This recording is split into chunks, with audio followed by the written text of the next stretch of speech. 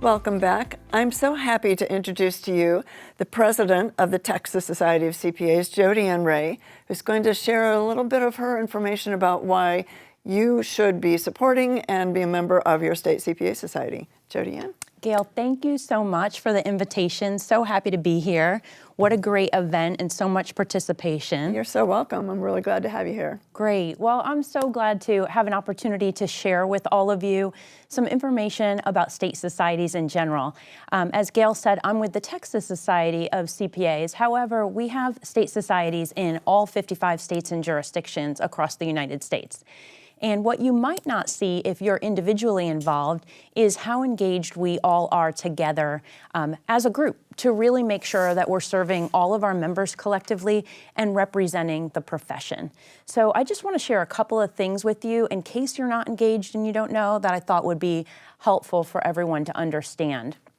In addition to our reach, one of the things that I think is so important for some of the work that we do is the advocacy work. I would say, if we're looking at it, we have a very extensive ecosystem across the profession about how we work together as different organizations and how we collaborate. But I would say state societies are the one organization and group that are present in your state capital and representing the interests of the profession and also protecting the CPA license as well.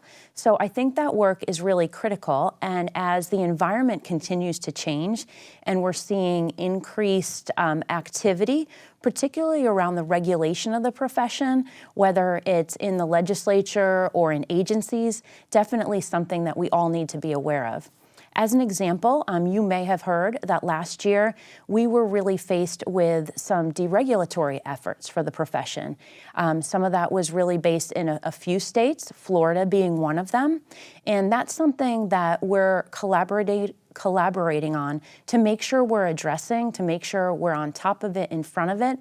And that work and your engagement in it is so crucial in your individual state and across the country as well. One of the things that we find is when something takes hold in a particular jurisdiction, it can spread pretty rapidly from jurisdiction to jurisdiction. So some of those deregulatory efforts are some of the things that we're very actively engaged on right now. It may impact, for example, the structure of state boards of accountancy, or even how the license is regulated, and some of the requirements for continuing education are just a few examples. You also may have recently heard the proposal that came out from the U.S. Department of Education and how that they consider and identify professions, their definition of professions, and those are for loans, particularly at the graduate level. But that would mean that there would be a lot less choice for students and candidates who are considering the profession and might need to borrow. And you know those costs are continuing to rise. So we're very concerned about how accounting is being considered as a profession and are very actively engaged with all the state societies and, of course, AICPA on that issue as well. So those are just two examples of some of the issues that states are involved in on your behalf, but it's really the engagement of practitioners and professionals that really makes all the difference. So we really invite you to participate in those activities. Some of the other things that we might want to share with you just to talk about how we're involved is the community that's created. Some of the benefits of really connecting with your peers on a regular basis to collaborate on issues, to advance learning. We really want to meet our individual members where they are in any and every stage of their career journey. So it can be somebody that's just starting out in the profession and really needs that mentoring and that support to somebody that's really skilled and advanced and is sharing their expertise and knowledge and helping lead some of those efforts that we're involved in. Some of our issues that we've been very focused on recently is really around workforce development and talent. So we have lots of engagement in this area, whether or not it's really advocating for accounting as a STEM profession at the federal level, working with state education departments, and also actively engaging with individual members about the messaging that we bring to students and candidates about the value of a career in accounting, how that can serve them, and how many different paths and opportunities there are to participate.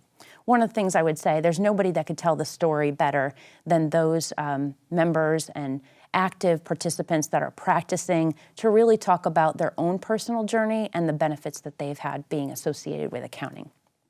So that's another way that we really value participation and engagement.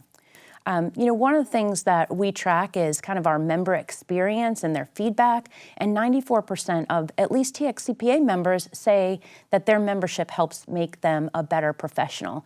So we really want to make sure that we're tying those relevant updates and that breaking information about what you need to know that's happening and really changing and evolving the profession. And of course, we're very grateful to partner with organizations like CPA Practice Advisor to be able to bring you that information along the way. So whether it's career development, advocating for the profession, the protection of the license, those are all areas that we're very actively engaged on. On that legislative and regulatory front, that's something that many state societies are very actively engaged on and rely on the expertise of our members to help guide and shape the positions that we take. So depending on what regulatory body it may be, any exposure draft that is developed, we're actively reviewing, we're establishing a position, and we're always offering feedback to make sure they're hearing the voice of the profession as those regulations are shifting and being identified. Another way that you can get engaged and is really, really important to us is those relationships with legislators in your own home state.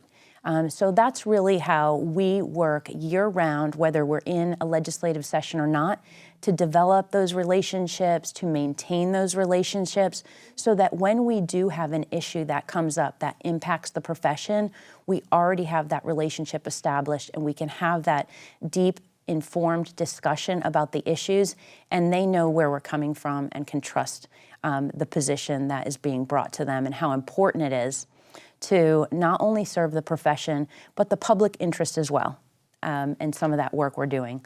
So those are a couple of things that I wanted to mention to you. If you have anything that we can ever do for you, always reach out to your particular state society, and they are more than happy to assist. Whether it's something that you're addressing individually, you need some assistance with your outreach to your state board of accountancy, maybe you're making a change in your own practice or the work that you do, they are very happy to help.